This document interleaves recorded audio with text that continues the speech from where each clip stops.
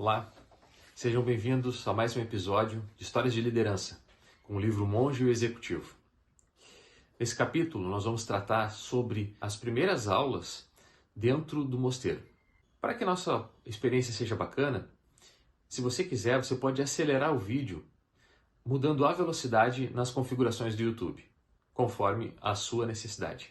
A primeira frase deste capítulo diz: estar no poder é como ser uma dama. Se você precisa lembrar a todos que você é porque você não é. Capítulo 1. As definições. Estar no poder é ser uma dama. Se tiver que lembrar às pessoas que você não é. Bom dia! Meu companheiro de quarto falou alegremente, ainda deitado antes mesmo que eu desligasse o despertador. Sou o pastor Lee de Wisconsin. E você, quem é? John Daly. Prazer em conhecê-lo, Lee. Eu não quis chamá-lo de pastor. É melhor nos vestirmos, se é que vamos à cerimônia das 5:30. Siga em frente. Dormirei mais um pouco. Resmunguei, parecendo sonolento. Fique à vontade, companheiro. Vestiu-se e saiu em minutos. Virei de lado, cobri a cabeça com o travesseiro, porém rapidamente descobri que estava bem acordado e sentindo um pouco de culpa. Assim, logo me lavei, me vesti e saí para encontrar a capela. Ainda estava escuro e o chão molhado da tempestade que teria caído à noite. Eu mal enxergava a silhueta do campanário desenhada contra o céu da madrugada no meu caminho para a capela. Uma vez dentro, descobri que a estrutura de madeira velha e hexagonal estava impecavelmente conservada. As paredes eram maravilhosamente enfeitadas com janelas de vidro colorido, cada uma retratando uma cena diferente. O teto alto, como o de uma catedral, levantava-se acima das 6 paredes e convergia no centro para formar o campanário. Havia centenas de velas queimando por todo o santuário, alastrando sombras nas paredes e nos vidros coloridos, gerando um interessante caleidoscópio de formas e matizes. Do lado oposto à porta de entrada, tinha um altar modesto, constituído de uma mesinha de madeira com os diversos implementos utilizados na missa. Bem em frente ao altar e formando um semicírculo ao redor dele, dispunham-se 3 fileiras de 11 cadeiras simples de madeira, destinadas aos 33 monges. Somente uma das cadeiras, com um enorme crucifixo entalhado no espaldar, tinha braços. Reservada para o reitor, pensei. Ao longo de uma das paredes próximas ao altar, havia 6 cadeiras dobráveis que eu concluí serem para uso dos participantes do retiro. Silenciosamente, dirigi-me para uma das 3 cadeiras vazias e me sentei. Meu relógio marcava 5:25, porém só a metade das 39 cadeiras estava ocupada. Num silêncio absoluto, o único som era o tic-tac melódico de um enorme relógio antigo na parte de trás da capela. Os monges vestiam longos hábitos pretos com cordões amarrados na cintura, enquanto os participantes do retiro vestiam-se com roupas casuais. Às 5:30 em ponto, todos os assentos estavam ocupados. Quando o imenso relógio começou a soar à 30 hora, os monges se levantaram e começaram a cantar uma liturgia, felizmente em inglês. Os participantes do retiro receberam folhetos para acompanhar. Entretanto, eu me senti desorientado, virando as páginas para frente e para trás, numa tentativa em vão de encontrar o texto entre as diversas seções de antífonas, salmos, hinos e respostas cantadas. Enfim, desisti de procurar e apenas fiquei sentado ouvindo o canto gregoriano de que gostava especialmente. Depois de aproximadamente 20 minutos, a cerimônia acabou tão repentinamente quanto havia começado, e os monges acompanharam o reitor para fora da igreja em fila indiana. Olhei para os rostos tentando avistar Len Hoffman. Qual deles seria? Logo após a cerimônia religiosa, fui em direção à pequena biblioteca bem próxima à capela. Eu queria fazer uma pesquisa na internet e um monge velho, extremamente solícito, me explicou como conectar. Havia mais de 1000 itens sobre Leonard Hoffman. Depois de uma hora de busca, encontrei um artigo sobre ele em um número de revista Fortune de 10 anos atrás, e o li, deslumbrado. Len Hoffman formara em administração de empresas pela faculdade Lake Forest State em 1941. Pouco depois, os japoneses atacaram Pearl Harbor, matando seu melhor amigo de infância. Um golpe terrível que o levou a unir-se aos milhares de jovens que se alistaram nesse conflito. Hoffman entrou para a Marinha como oficial comissionado e rapidamente subiu postos até ser promovido a comandante de uma lancha destinada a patrulhar as ilhas Filipinas. Em missão de rotina, mandaram-no prender uma dúzia de japoneses, inclusive 3 oficiais, que se renderam após uma luta feroz em sua área de patrulhamento. Hoffman recebera a ordem de mandar os oficiais japoneses e seus homens se despirem para serem algemados, colocados na lancha patrulheira e transportados a um destroyer distante a alguns quilômetros da costa. Apesar do ressentimento que pudesse ter em relação aos japoneses que mataram seu amigo em Pearl Harbor, Hoffman impediu que os oficiais e seus homens fossem humilhados e permitiu que fossem transportados sob vigilância, entretanto vestidos com seus uniformes. A desobediência à ordem de seu superior deixou-o em maus lençóis. Porém, essa situação foi logo superada. O único comentário de Hoffman sobre o fato foi: é importante tratar outros seres humanos exatamente como você gostaria que eles o tratassem. Hoffman foi condecorado várias vezes antes da baixa no final da guerra. O artigo dizia que Hoffman era bastante famoso e respeitado como executivo no mundo dos negócios, e sua habilidade para liderar e motivar pessoas tornou-se lendária nos círculos empresariais. Ficou conhecido como a pessoa capaz de transformar muitas companhias à beira da falência em negócios de sucesso. Foi autor do best-seller The Great Paradox, The Lady You Must Serve, O Grande Paradoxo. Para liderar, você deve servir. Um livro simples de 200 páginas que permaneceu entre os 50 mais vendidos do New York Times durante 3 anos e por mais 5 na lista dos 10 mais vendidos do USA Today. A última realização de Hoffman no mundo dos negócios foi a ressurreição de uma antiga empresa colossal, a Southeast Air.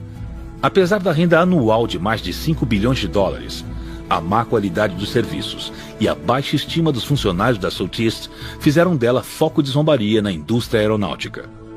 A companhia tivera um prejuízo de $1,5 bilhão nos 5 anos anteriores à gestão de Hoffman como presidente. Contra todas as expectativas, Hoffman equilibrou as contas da Southeast em apenas 3 anos.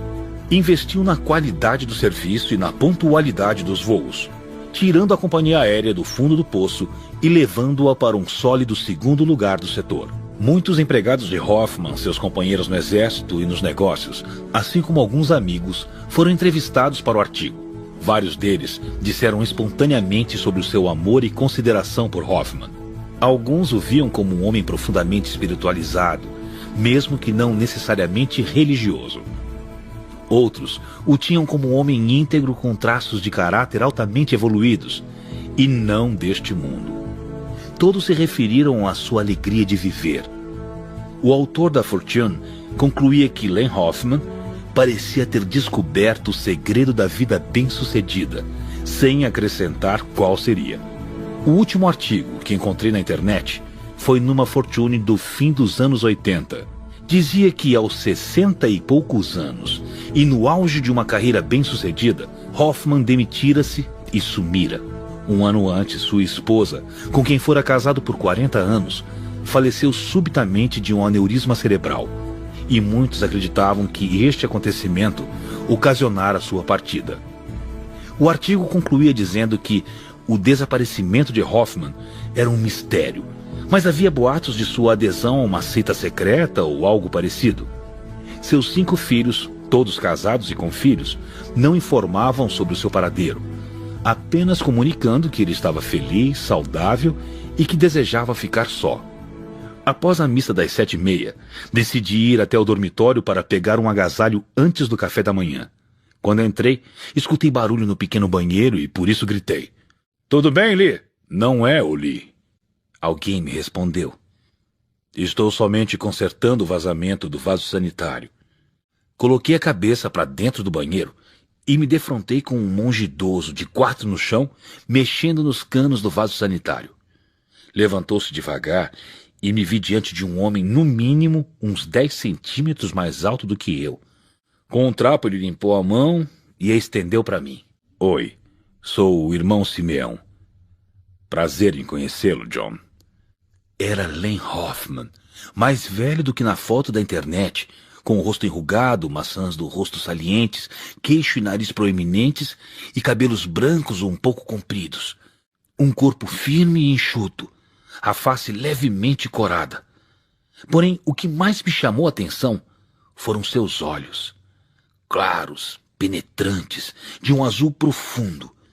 Eram os olhos mais acolhedores e cheios de piedade que eu já vira. O rosto enrugado e os cabelos brancos eram de um ancião. Entretanto, os olhos e o espírito reluziam e desprendiam uma energia que eu só vivenciara quando criança.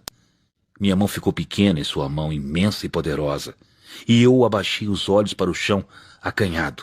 Ali estava uma lenda do mundo dos negócios, alguém que ganhava uma fortuna por ano no topo de sua carreira, consertando meu vaso sanitário. Olá, sou John Daly. Muito prazer em conhecê-lo. Apresentei-me. Ah, sim, você, John. Frade Peter me informou que você queria me encontrar. É verdade, mas só se o senhor tiver tempo. Acredito que seja um homem muito ocupado. Ele perguntou verdadeiramente interessado. Quando você gostaria de me encontrar, John? Eu gostaria de propor... Se não for pedir muito, eu gostaria de encontrá-lo todos os dias em que eu estiver aqui. Talvez pudéssemos tomar o café da manhã juntos ou algo assim. Eu estou passando por um período difícil e gostaria de ter alguns conselhos. Eu tenho um sonho recorrente e ocorrem algumas outras coincidências estranhas sobre as quais eu gostaria de conversar. Eu mal acreditava que essas palavras tinham saído da minha boca. Eu, o senhor sabe tudo, dizendo a outro homem que passava por dificuldades e necessitava de conselhos? Estava surpreso comigo mesmo ou com Simeão? Em menos de 30 segundos, com esse homem, meu orgulho já tinha diminuído. Verei o que posso fazer, John. Sabe, os irmãos fazem as refeições juntos na clausura, e eu precisaria de permissão especial para estar com você. Nosso reitor, o irmão James, em geral aceita bem esse tipo de solicitação. Até ele autorizar, que tal se nos encontrássemos às 5 da manhã na capela, antes da primeira cerimônia? Assim teríamos tempo para... Embora 5 da manhã me parecesse muito árduo, não vacilei em interrompê-lo. Eu gostaria muito. Mas agora, eu preciso terminar este serviço para não me atrasar para o café da manhã. Encontrarei você na sala de aula às 9 em ponto. Até lá, então. Eu disse sem jeito, saindo do banheiro. Peguei meu agasalho e desci para o café matinal, sentindo-me um pouco intimidado. Naquela primeira manhã de domingo, cheguei 5 minutos antes do começo da aula. Foi uma satisfação encontrar uma sala moderna e confortável. Em 2 paredes, havia prateleiras de livros maravilhosamente esculpidas. No outro lado da sala, direcionando-se para o lago Michigan, havia uma lareira de pedra e madeira branca e perfumada. O chão era coberto por um carpete rústico bem cuidado, o que propiciava aconchego à sala. Havia 2 sofás antigos e confortáveis, uma cadeira reclinável e um par de cadeiras de madeira de espaldar reto e assento estofado, todos dispostos em círculo. Quando cheguei, Simeão estava de pé ao lado da janela que dava para o lago, aparentemente mergulhado em profundos pensamentos. Os outros 5 participantes já estavam sentados em volta do círculo, e eu ocupei um dos sofás ao lado do meu colega de quarto. Quando o grande relógio soou 9 vezes, Simeão puxou uma cadeira de madeira rumo ao pequeno grupo. Bom dia, sou o irmão Simeão. Nos próximos 7 dias, terei o prazer de compartilhar alguns princípios de liderança que transformaram minha vida. Quero que saibam que fico emocionado quando penso no saber coletivo presente nesta sala e estou ansioso para aprender com vocês. Pensem nisso. Se somarmos todos os anos de vivência de liderança presentes neste círculo, quantos anos teríamos? Provavelmente 1 século ou 2, não é? Assim, aprenderemos uns com os outros nesta semana, porque, por favor, acreditem, eu não tenho todas as respostas. Mas acredito seguramente que juntos somos muito mais sábios do que cada um sozinho. E juntos progrediremos nesta semana. Estão prontos? Gentilmente balançamos as cabeças. Entretanto, eu pensava: com certeza Len Hoffman aprenderia alguma coisa sobre liderança comigo. Simeão pediu que cada um dos 6 se apresentasse rapidamente e dissesse os motivos que os levaram a participar do retiro. Meu companheiro de quarto, Lee, o pregador, se apresentou primeiro, seguido por Greg, um jovem sargento do exército bastante vaidoso. Teresa, de origem hispânica, diretora de uma escola pública, falou a seguir. E depois, Chris, uma mulher negra, alta e atraente, treinadora do time de basquete da Universidade Estadual de Michigan. Uma mulher chamada Kim apresentou-se antes de mim, mas eu não escutei o que ela disse. Estava com meu pensamento ocupado, pensando no que diria sobre mim quando fosse minha vez de me apresentar. Quando ela concluiu, Simeão olhou para mim e disse: John, antes de começar, eu gostaria de pedir-lhe que resumisse para nós o que Kim falou sobre suas razões para participar do retiro. O pedido me pegou de supetão e senti o sangue devagar subindo para o pescoço, o rosto e a cabeça. Como eu escaparia desta? Na verdade, eu não escutara uma única palavra do que Kim dissera na apresentação. Eu estou envergonhado por ter de admitir que eu não escutei muito do que ela disse. Gaguejei baixando a cabeça. Peço desculpas a você, Kim. Obrigado por sua honestidade, John. Simeão respondeu.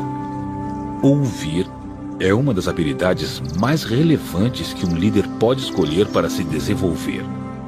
Falaremos mais sobre isso durante a semana. Vou melhorar, prometi. Quando acabei minha curta apresentação, Simeão disse: durante esta semana, enquanto estivermos juntos, existe apenas uma regra. Quero que vocês me prometam que falarão sempre que tiverem vontade.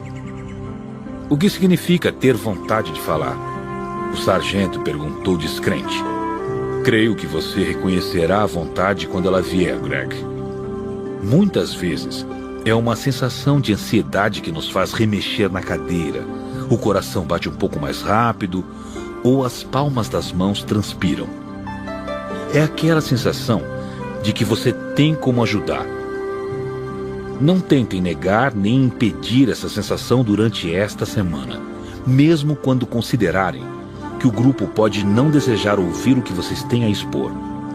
Se sentirem vontade de falar, falem. A regra contrária também se aplica. Se não tiverem vontade de falar, talvez seja melhor se conterem, para dar espaço aos outros. Confiem em mim agora. Entendam-me depois. Podemos fazer um acordo? De novo, sacudimos a cabeça, concordando gentilmente. Simeão continuou. Todos vocês têm cargos de liderança e pessoas confiadas aos seus cuidados. Eu gostaria de desafiá-los estes dias a começarem a refletir sobre a extraordinária responsabilidade que assumiram quando escolheram ser líderes.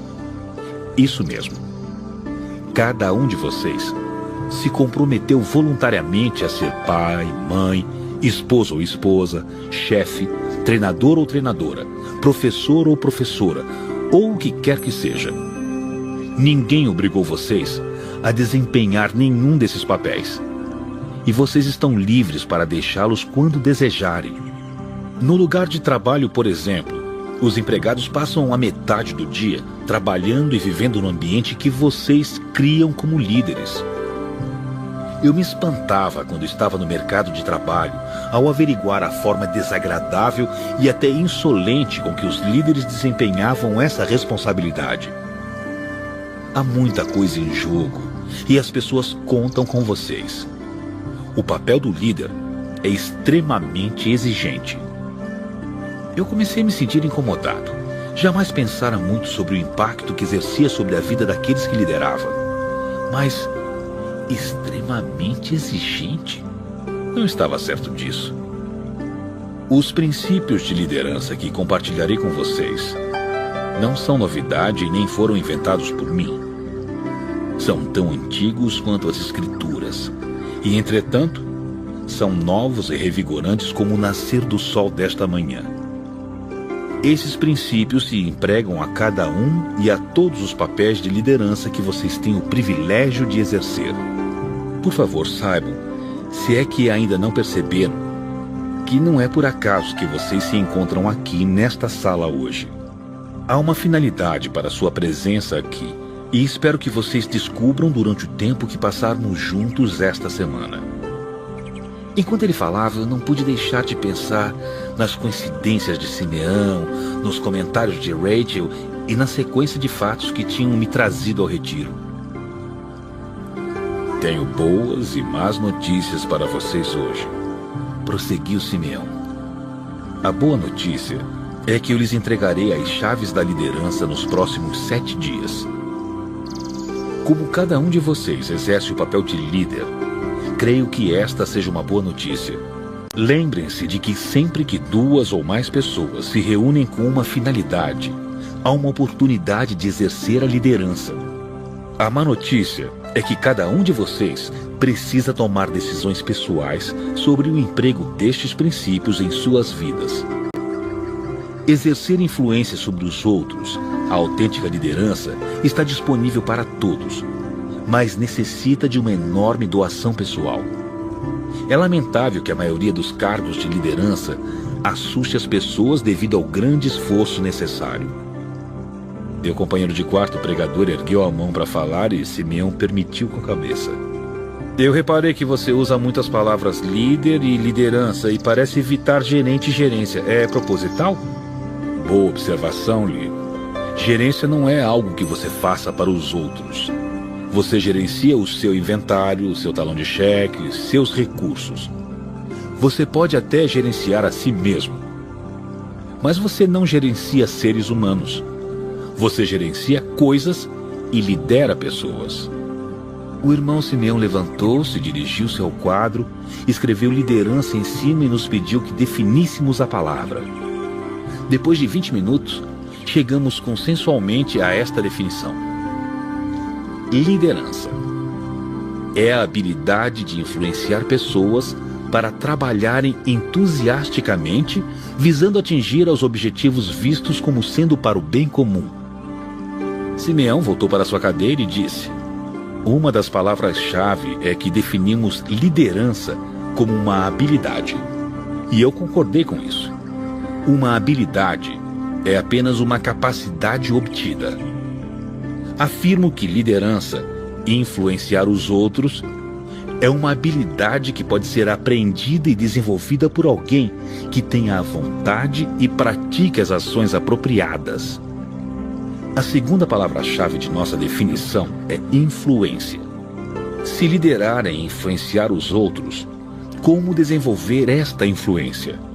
Como levar as pessoas a fazer o que queremos? Como receber suas ideias, confiança, criatividade e excelência, que são, por definição, dons voluntários? Em outras palavras, interrompi, é saber como o líder consegue envolver as pessoas do pescoço para cima, em vez da velha ideia de nós só queremos você do pescoço para baixo. É isso, Simeão? Exatamente, John. Para entender melhor como se desenvolve este tipo de influência, é essencial compreender a diferença entre poder e autoridade. Cada um de vocês nesta sala tem um cargo de poder. Entretanto, eu quero saber quantos apresentam autoridade com as pessoas que lideram. Fiquei atônito e por isso perguntei. Simeão, não está precisa para mim a diferença entre poder e autoridade. Ajude-me a compreendê-la. Com prazer, John. Um dos fundadores da sociologia, Max Weber, escreveu há muitos anos um livro intitulado A Teoria da Organização Econômica e Social. Neste livro, Weber expôs as diferenças entre poder e autoridade, definindo-as que ainda são amplamente usadas hoje. Vou parafrasear Weber o melhor que conseguir. Simeão voltou para o quadro e escreveu: poder é a faculdade de forçar ou constranger alguém a fazer sua vontade devido à sua posição ou força, mesmo que a pessoa não queira de fato. Todos sabemos como é o poder, não é? O mundo está cheio disso. Faça isso ou estará demitido. Faça isso ou estará acabado. Faça isso ou bateremos em você. Ou faça isso ou castigaremos você durante 2 semanas. Em palavras simples, faça isso, senão... Todos concordam com essa definição, não é? Todos nós concordamos. Simeão voltou ao quadro e escreveu: autoridade. A habilidade de levar as pessoas a fazerem de boa vontade o que você deseja devido à sua influência pessoal. Isto é um pouco diferente, não é? Autoridade é levar as pessoas a fazerem de boa vontade o que você deseja porque você pediu que fizessem. Farei porque Bill me pediu. Eu atravessaria paredes por Bill? Ou farei isso porque mamãe me pediu? E reparem que poder é conceituado como uma faculdade, enquanto autoridade como uma habilidade. Não é preciso ter cérebro ou audácia para exercer poder. Crianças de 2 anos são mestras em dar ordem a seus pais. Existiram muitos governantes maus e insensatos ao longo da história. Entretanto, determinar autoridade sobre pessoas necessita de um conjunto especial de habilidades. A treinadora disse: entendo quando você fala que alguém poderia estar num cargo de poder e não ter autoridade sobre as pessoas.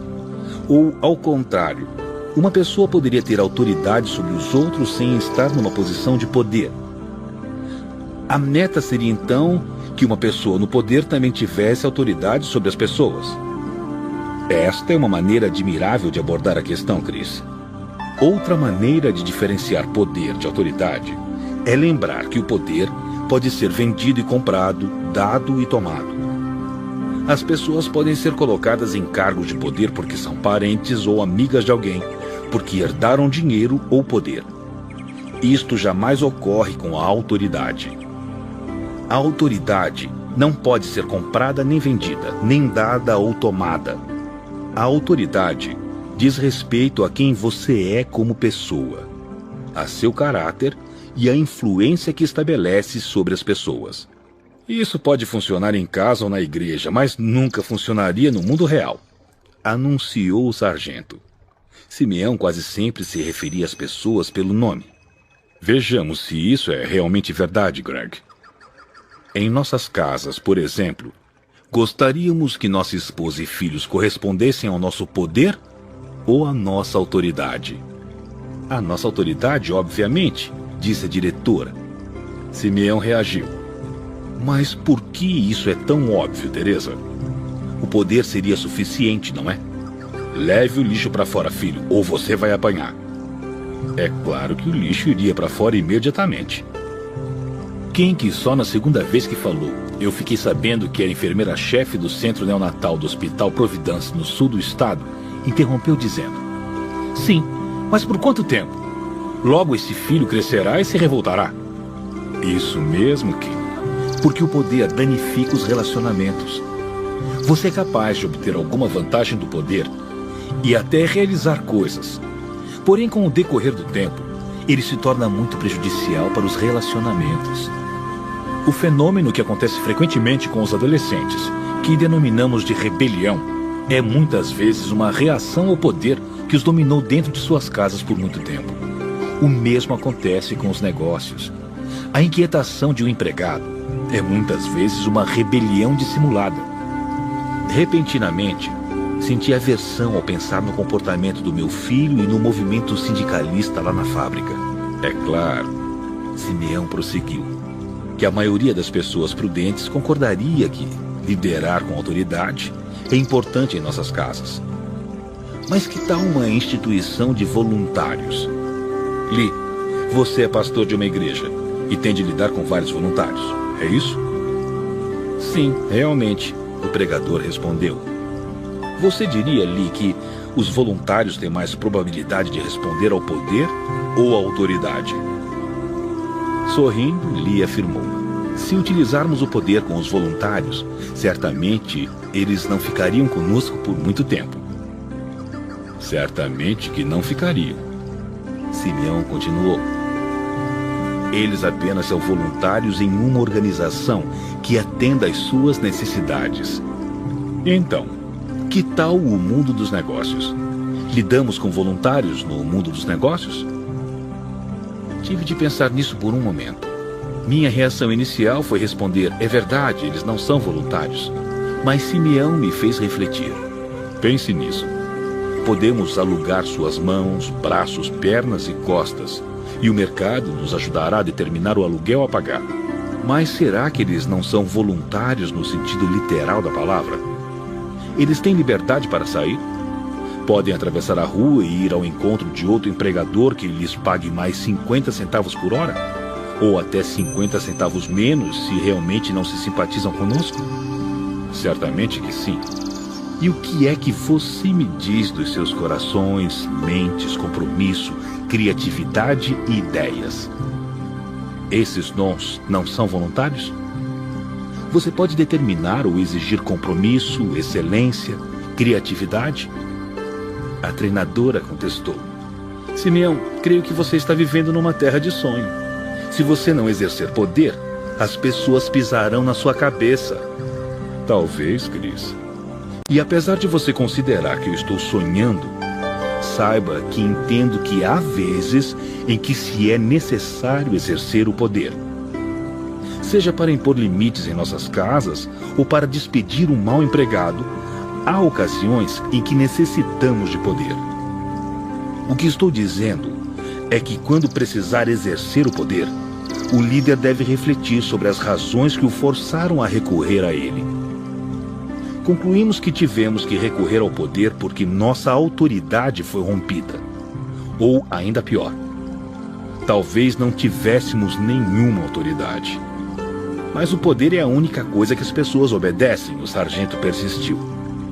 E isso pode ter sido verdade há algum tempo, Greg. Simeão concordou.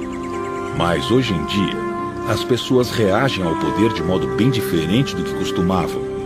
Pense no que ocorreu neste país nos últimos 30 anos. Vivemos os anos 60 quando assistimos aos desafios ao poder e às instituições. Testemunhamos abusos de poder em nosso governo, como Watergate, Irangate, Watergate, seja o que for Gate. Tivemos alguns renomados líderes da igreja relacionados em escândalos ofensivos e comprometedores. Os militares foram apanhados mentindo para nós sobre Milei, Agente Laranja e talvez atualmente a síndrome da Guerra do Golfo. Grandes homens de negócio foram nitidamente retratados pela mídia e por Hollywood como destruidores gananciosos do ambiente, malfeitores, em quem não se pode confiar. Creio que hoje em dia muitos são mais descrentes sobre as pessoas em posições de poder do que jamais foram.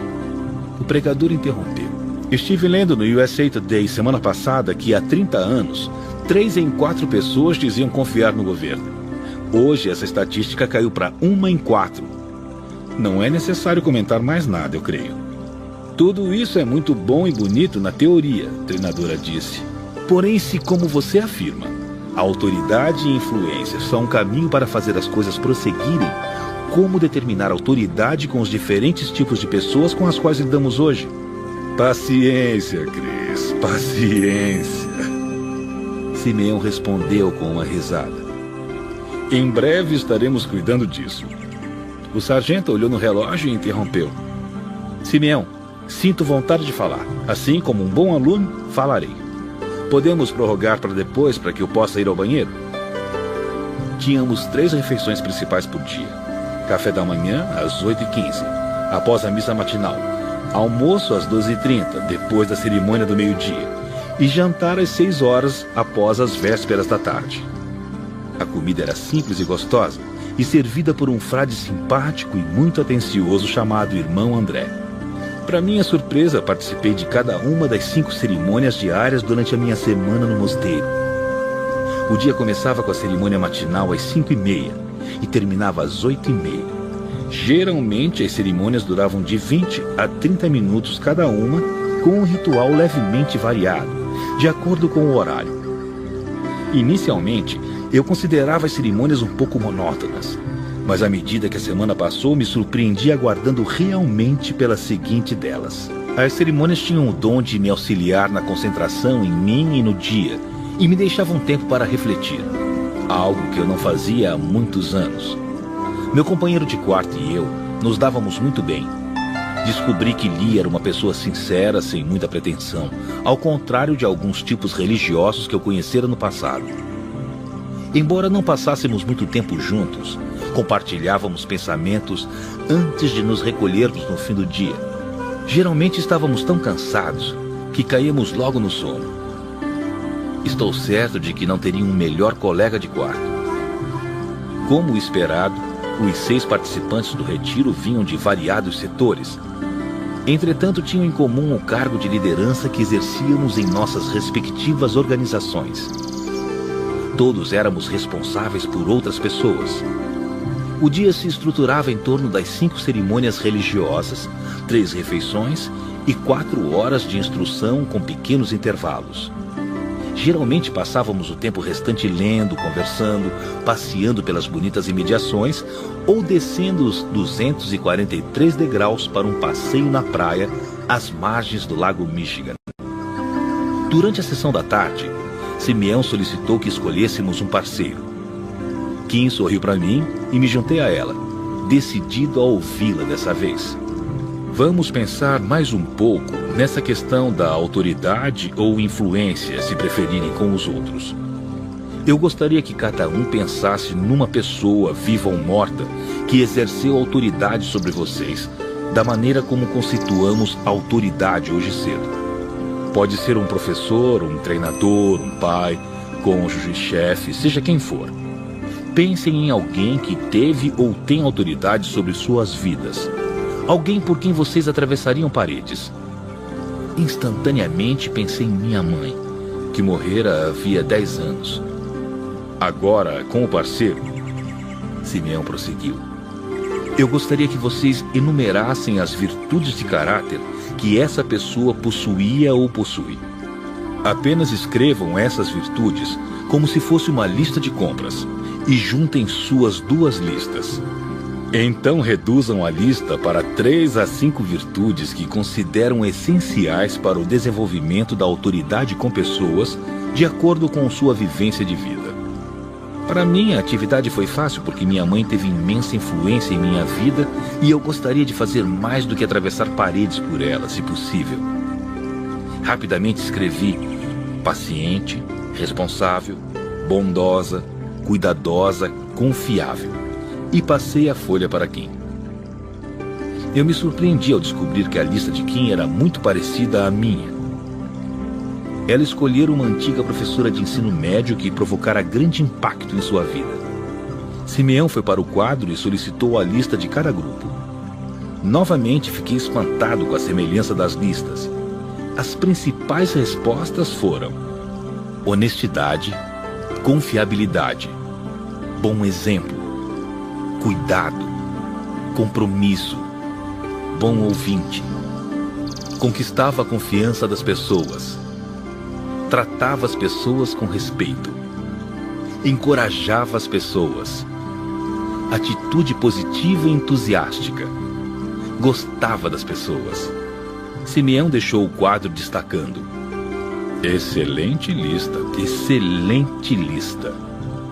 Retornaremos à lista depois, durante a semana, e a compararemos com outra lista que a maioria de vocês reconhecerá. Agora, tenho 2 perguntas sobre a lista. Primeira, destas qualidades de caráter que vocês consideram essenciais para liderar com autoridade, quais são aquelas com que nós nascemos? Passamos alguns minutos analisando o quadro antes que Kim respondesse com um simples nenhuma delas. O sargento contestou: não tenho certeza. Uma atitude positiva, entusiástica e compreensiva possivelmente é algo com que você nasce. Eu jamais fui um sujeito assim e nem gostaria de ser. Ah, é? Talvez você pudesse ser esse tipo de sujeito se eu lhe desse uma bonificação de $25 mil. O pregador retrucou. O que você quer dizer com isso, pregador? O sargento reagiu. Suponha que eu lhe dissesse que pagaria $25.000 se nos próximos 6 meses você tivesse com suas tropas uma atitude mais positiva, entusiástica e compreensiva. Vou lhe fazer uma pergunta, Greg. No final dos 6 meses, suas tropas não estariam puxando o seu saco? Entre sorrisos silenciosos, o sargento cabisbaixo falando: entendi o que você quer dizer, pregador. Simeão salvou Greg. Todas as qualidades que vocês enumeraram são comportamentos. E comportamento é opção. Minha segunda pergunta é: quantas dessas 10 qualidades, desses comportamentos, vocês ostentam em suas vidas atualmente? Todos, respondeu a diretora. De certo modo, ostentamos todos. Alguns melhor do que outros e alguns talvez precariamente. Eu seria a pior ouvinte do mundo, mas sou obrigada a escutar em certas ocasiões. Eu seria uma pessoa muito desonesta, mas sou honesta ao lidar com a minha família. Excelente, Teresa. Simeão disse com um sorriso. Esses traços, muitas vezes, são desenvolvidos cedo na vida e tornam-se comportamentos habituais. Alguns de nossos hábitos, nossos traços característicos, evoluem e amadurecem em altos níveis, enquanto outros transformam-se pouco a partir da adolescência. O desafio para o líder é escolher os traços de caráter que necessitam ser trabalhados e empregar-lhes a bonificação de $25.000 de Lee. Desafiar-nos para transformar nossos hábitos, nosso caráter, nossa natureza. Isso necessita de uma opção e muito esforço. A pessoa não pode transformar sua natureza, interrompeu o sargento num tom desafiador. Fique atento, Greg. Vem mais coisas por aí. Respondeu Simeão com uma piscada de olho. Depois do intervalo do meio da tarde, passamos o resto do dia debatendo a relevância dos relacionamentos. Simeão começou. Em palavras simples, liderar é conseguir que as coisas sejam feitas pelas pessoas. Ao trabalhar com pessoas e conseguir que as coisas se façam por elas, sempre haverá 2 dinâmicas em jogo: a tarefa e o relacionamento. É habitual o líder perder o equilíbrio, concentrando-se somente em uma das dinâmicas em prejuízo da outra. Por exemplo, se nos concentrarmos simplesmente em ter a tarefa realizada e não no relacionamento, quais são os sintomas que podem aparecer? Ah, isso é fácil, a enfermeira respondeu. Em nosso hospital basta observar quais são os chefes que têm maior rotatividade em seu departamento. Isto evidencia que ninguém quer trabalhar com aquela pessoa. Isso mesmo, Kim. Se nos concentrarmos em tarefas e não em relacionamentos, podemos ter transferências, rebeliões, má qualidade de trabalho, baixo comprometimento, baixa confiança e outros sintomas indesejáveis. Sim, fiquei surpreso em me revelar. Recentemente houve um movimento sindicalista na minha empresa, porque provavelmente estávamos muito concentrados na tarefa. Eu me concentrei nos resultados e esqueci-me do relacionamento, o que provocou muita insatisfação entre os empregados. Mas a tarefa é importante, o sargento interrompeu. Nenhum trabalho se perfaz se a tarefa não for realizada. Você está completamente certo, Greg. Simeão concordou. O líder que não cumprir as tarefas e só se preocupar com o relacionamento não terá sua liderança garantida. Então, a chave para a liderança é realizar as tarefas enquanto se constroem os relacionamentos. Senti vontade de compartilhar um pensamento. Creio que isso deve estar se transformando um pouco, mas a maior parte das pessoas é promovida a cargos de liderança devido às suas capacidades técnicas reveladas na execução das tarefas. É uma armadilha contra a qual eu fui alertado muitas vezes em minha carreira. Certa vez, promovemos o nosso melhor operador de retroescavadeira a supervisor. E notei que havíamos ocasionado 2 novos problemas. Passamos a ter um mau supervisor e perdemos nosso melhor operador de retroescavadeira. Não percebemos que, apesar de ser um excelente técnico, seu relacionamento com os subalternos era terrível. Mas como existe uma definição de liderança falha, pessoas voltadas para as tarefas provavelmente ocupam a maioria dos cargos de liderança. Isso pode ser verdade, John. Assentou Simeão. Hoje de manhã, dissemos que aquele que exerce o poder pode ser muito severo nos relacionamentos, Agora, precisamos fazer a seguinte pergunta: os relacionamentos são importantes quando você lidera? Levei quase uma vida toda para aprender esta grande verdade. Tudo na vida gira em volta dos relacionamentos. Com Deus, conosco, com os outros. Isso é especialmente verdadeiro nos negócios, porque sem pessoas não existem negócios. Famílias saudáveis, times saudáveis, igrejas saudáveis, negócios saudáveis e até vidas saudáveis abordam sobre relacionamentos saudáveis. Os líderes verdadeiramente grandes têm essa capacidade de construir relacionamentos saudáveis. Você poderia ser mais específico, Simeão? A treinadora desafiou. De modo geral, acredito que os negócios tratam de tijolos, argamassa e máquinas. De que relacionamentos você está se referindo? Para haver um negócio saudável e próspero, devem existir relacionamentos saudáveis entre os responsáveis pela organização. E não estou falando apenas dos diretores, como também dos clientes, dos empregados, dos donos e dos fornecedores. Por exemplo, se nossos clientes nos abandonam e vão para os concorrentes, temos um problema de relacionamento. Não estamos identificando nem satisfazendo suas genuínas necessidades.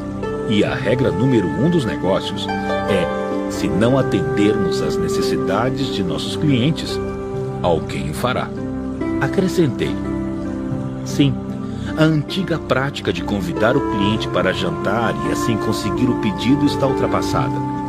Agora o que vale é qualidade, serviço e preço. Simeão concordou.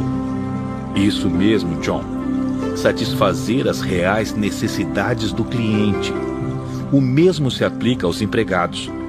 Agitação, transferências, greves, baixo ânimo, baixa confiança e baixo comprometimento são sintomas comuns de um problema de relacionamento. As reais necessidades dos empregados não estão sendo supridas. Imediatamente, recordei que eu escolhera por não escutar meu chefe quando me falou que a campanha sindicalista na fábrica era um problema de administração. Simeão prosseguiu. Permitam-me dar um passo adiante. Se não estamos atendendo às necessidades dos donos ou acionistas, a organização também estará em grave dificuldade. Os acionistas têm uma necessidade legítima de obter o retorno justo do seu investimento. E se não estivermos preenchendo essa necessidade, nosso relacionamento com os acionistas não estará bom. O pregador disse: isso mesmo, irmão Simeão. E se os acionistas não estiverem felizes, a organização não se manterá por muito tempo. Descobri isso de uma maneira muito dolorosa há vários anos, quando era gerente geral de um grande resort no Arizona. Nós nos divertimos bastante no trabalho, mas não estávamos muito atentos ao resultado e eu acabei sendo demitido. Simeão continuou. A mesma regra de relacionamento vale para os vendedores e fornecedores. Sejam os de pessoas, serviços ou levantamento de recursos para operacionalizar nossas organizações. Um relacionamento saudável entre fornecedor e cliente é indispensável para a saúde duradoura de qualquer organização. Em suma, relacionamentos saudáveis com os clientes, empregados, donos e fornecedores garantem um negócio saudável. Os líderes eficientes assimilam esta simples regra. O sargento não estava convencido. Mas no final, Simeão, você sabe o que realmente fará e manterá felizes as tropas, os empregados ou quem quer que seja? A resposta é sempre a mesma. Onde está o dinheiro? Certamente, o dinheiro é importante, Greg. Retenham um contra-cheque e logo você descobrirá o quanto ele é importante. Contudo, as pesquisas realizadas neste país durante décadas sobre o que as pessoas mais esperam de suas organizações mostraram sempre o dinheiro no 4º ou 5º lugar da lista. O tratamento digno e respeitoso, a capacidade de contribuir para o sucesso da organização, o sentimento de participação sempre apareceram acima do dinheiro. Lamentavelmente, a maior parte dos líderes escolheu por não acreditar nas pesquisas. O pregador agitado na cadeira finalmente disse: Pense na instituição do casamento neste país. Aproximadamente a metade dessas parcerias, que poderiam ser chamadas de organizações, fracassa. Sabem qual é o principal motivo que as pessoas alegam para este fracasso? Dinheiro e problemas financeiros. Quantos de vocês acreditam nisso? É como dizer que pessoas pobres não podem ter bons casamentos. Que absurdo! Tendo aconselhado casais durante anos, posso afirmar que o dinheiro é o que todos apontam quando há problemas, por ser palpável e concreto. Mas a raiz das separações está em problemas de relacionamento. Boa observação, eu disse. Durante um recente movimento sindicalista em nossa fábrica, todos me falavam que a principal questão era o dinheiro. E eu me convenci disso. Porém, o grande consultor especialista em sindicalismo que contratamos para nos ajudar me assegurava que a questão não era dinheiro. Ele insistia que se tratava de um problema de relacionamento. Contudo, eu não acreditava. Talvez ele estivesse certo. A diretora perguntou: Simeão, eu concordo com você quando menciona que os relacionamentos são muito importantes nas organizações e na vida. Mas, assim sendo, qual é o ingrediente fundamental num relacionamento bem-sucedido? Que bom que você perguntou, Teresa. Simeão respondeu prontamente. E a resposta é simples: confiança. Sem confiança, é difícil, se não impossível, manter um bom relacionamento. A confiança é a cola que gruda os relacionamentos. Se vocês não tiverem certeza disso, perguntem-se: quantos relacionamentos bons vocês têm com pessoas em quem não confiam? Vocês querem jantar com essas pessoas no fim de semana? Sem níveis básicos de confiança, os casamentos se desfazem, as famílias se dispersam, as organizações declinam, os países desmoronam. E a confiança vem do fato de uma pessoa ser confiável. Conversaremos mais sobre isso no decorrer da semana. Tenho certeza de que debatemos muito mais naquela primeira aula, naquele primeiro domingo de outubro. Mas esses foram os principais pontos de que me recordo. Tive tantos pensamentos e passei por tantas emoções ao mesmo tempo que senti dificuldade em prestar atenção no fim do dia. Continuei pensando nas minhas responsabilidades como chefe, pai, marido, treinador. Pensar nelas e no modo como eu exercia poder e liderança me deixou meio desorientado. Eu me sentia abatido e completamente esgotado quando caí na cama aquela noite. Incrível esse capítulo, né? Espero que vocês estejam gostando também. Esse livro é muito bom, traz muitos ensinamentos sobre liderança servidora e o quanto isso é importante no nosso exercício da liderança. Acho importante a gente resgatar alguns pontos que trazem aprendizados significativos e que a gente pode empregar na nossa rotina, no nosso dia a dia, fazendo com que a nossa liderança seja cada vez mais produtiva, autêntica e inspiradora. Vamos lembrar lá no início sobre aquela passagem onde Len Hoffman estava como comandante da marinha e num barco patrulheiro eles tiveram um combate com alguns japoneses. Eles capturaram os japoneses e Len Hoffman recebeu uma ordem para que ele tirasse as roupas dos seus inimigos e conduzisse eles até um outro espaço onde eles seriam presos. Muito bem, Len Hoffman se negou a fazer isso. Naquele momento, ele deu um exemplo de integridade, de respeito ao próximo. Trate o próximo como você gostaria de ser tratado. E imagina nesse caso que ele estava tratando os seus inimigos, japoneses que haviam matado o seu melhor amigo. Então vejam que ele trata os seus inimigos como ele gostaria de ser tratado. Ele passa por cima do seu sentimento e mantém a sua integridade e o seu respeito ao seu inimigo, mantendo eles íntegros, vestidos, com dignidade até o seu destino. O histórico dele, como ele conseguia transformar as organizações onde ele assumia em grandes potências, resgatar muitas organizações que estavam com números muito ruins. E toda essa experiência dele só reforça a sua autoridade, o quanto ele consegue transformar ambientes caóticos em ambientes produtivos e saudáveis.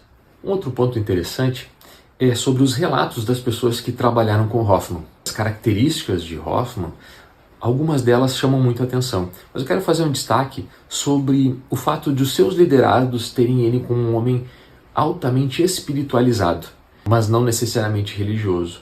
Por vezes a gente confunde esses dois aspectos. E ser espiritualizado é muito mais do que a religião. A religião é algo dos homens, são um caminho que a gente encontra para algo que a gente acredita, para uma força maior que a gente acredita. E a espiritualidade tem muito mais a ver com a conexão com os indivíduos, a conexão com as pessoas que a gente convive. E mais do que isso, a sabedoria da vida.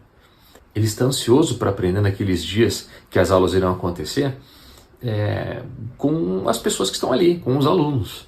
E o quanto as experiências somadas podem contribuir para um aprendizado coletivo, para algo muito maior. Isso é muito legal. Quando a gente está falando da liderança, a gente está falando de liderar times, com pessoas com contextos diferentes, com conhecimentos diferentes, e não há nada mais produtivo que a gente somar as experiências das pessoas, somar os conhecimentos para produzir algo muito maior. Logo que a aula começa, Simeão faz uma dinâmica de apresentação. As pessoas precisam dizer por que elas estão ali. Elas se apresentam e dizem por que estão ali. Antes do John, a colega dele, a Kim, está se apresentando, está falando, John começa, como muitos de nós fazemos no nosso dia a dia, começa a pensar no que dizer. Até aí não tem nenhum problema. O problema é que a colega está falando. E ele, na preocupação de pensar no que dizer, acaba não escutando o que a colega está falando. Isso é muito comum. Quando nós, no nosso dia a dia, no exercício da nossa liderança, ao conversar com os colegas, a conversar com os nossos liderados, a gente está recebendo uma informação e de repente aparece uma frase ou algo que a gente quer responder. E a gente para de escutar e começa a pensar no que falar. A dica aqui é a escutativa. A escutativa é escutar genuinamente o que as pessoas estão dizendo e prestar atenção em todos os detalhes da conversa, sem pensar na resposta. Pensa na resposta depois. Depois que a pessoa fez todos os seus apontamentos, as suas considerações, aí sim a gente formula aquilo que a gente tem a dizer. E aqui tem muito da nossa ansiedade, a ansiedade em querer responder algo, para não esquecer, para não deixar passar. Calma. Tão importante quanto o que a gente tem a dizer é o que o outro está falando. Então a gente precisa ter bastante atenção nisso. Bem, na sequência da aula, ele traz a diferença entre gerenciamento e liderança. Isso por vezes se confunde e o exemplo, a forma como o livro trata disso é bastante didático. Gerenciamento é de coisas. Você gerencia patrimônio, você gerencia compras, você gerencia coisas e você lidera pessoas. Essa é a diferença entre liderança e gerenciamento. Gerenciamento é para coisas, para processos. Liderança é de pessoas. O conceito de liderança é a habilidade de influenciar pessoas para trabalharem entusiasticamente, visando atingir os objetivos vistos como o bem comum. Quando a gente fala de habilidade, a gente está falando de algo que pode ser desenvolvido. Então, a gente já sabe, liderança pode ser desenvolvida. Essa habilidade de influenciar as pessoas é algo que a gente pode desenvolver e a gente deve desenvolver se tem um cargo de liderança. Porque logo na sequência, na continuidade das aulas, ele traz a diferença entre poder e autoridade. Ele remete lá a Max Weber, um sociólogo que fez uma publicação e é conhecido na área da administração, entre outros assuntos, a diferença entre poder e autoridade. Eu já venho falando em outros conteúdos sobre essa diferença, sobre o poder vir do cargo, que o poder é forçar ou constranger alguém a fazer algo que não é de sua vontade. Essa relação de poder é quando você precisa forçar alguém a fazer algo. E isso você só consegue pelo cargo que você ocupa. Você não consegue fazer isso se você não tiver uma posição que lhe permita isso. É o famoso, faça isso, senão algo vai acontecer, uma consequência vai acontecer. E qual o problema disso? O problema é que toda vez que a gente exerce o poder, fazer alguém executar algo contra a sua vontade, desgasta as relações, independente de quais são. Se é um relacionamento entre pai e filho, se é um relacionamento entre líder e liderado, ou numa comunidade, toda vez que a gente precisa usar o poder, a gente enfraquece as relações. A autoridade é a habilidade de levar as pessoas a fazer de boa vontade aquilo que você precisa que elas façam. E isso você faz exercendo influência. E a influência vem do seu caráter, do seu exemplo, da forma como você se relaciona toda vez que eu preciso exercer o poder, ou seja, mandar alguém fazer alguma coisa, significa que eu falhei no exercício da minha autoridade, da minha capacidade de influenciar as pessoas. Outro ponto de destaque, e talvez muito sutil, mas que eu quero chamar a atenção aqui, é sobre as cerimônias religiosas.